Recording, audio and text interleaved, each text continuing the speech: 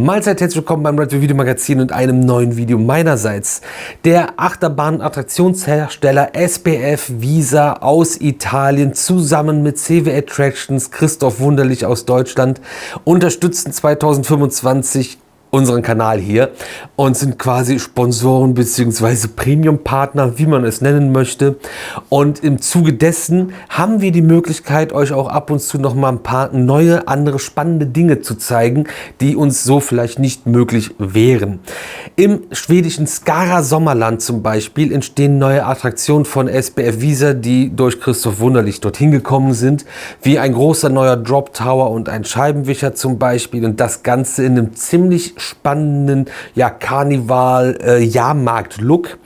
Und vom Skara Sommerland haben wir Aufnahmen bekommen, die ich für euch jetzt zusammengeschnitten habe, die den Bau ein wenig begleiten, und ihr bekommt einen Einblick in den Bau und ein Baustellen-Update zu den neuen Attraktionen im Skara Sommerland von SBF Visa.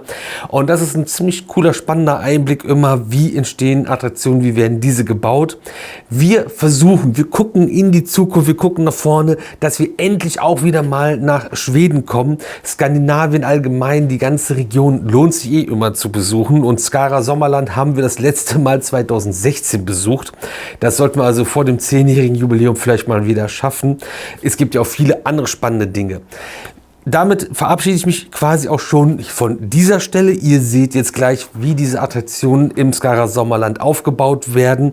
Und an dieser Stelle vielen, vielen lieben Dank auch nochmal an SBF Visa, Christoph Wunderlich mit CW Attractions und natürlich auch dem Skara Sommerland für diese ganzen Aufnahmen. Und ansonsten sehen wir uns hier auf dem Kanal morgen um 18 Uhr wieder zu einem neuen Video beim Red Video Magazin.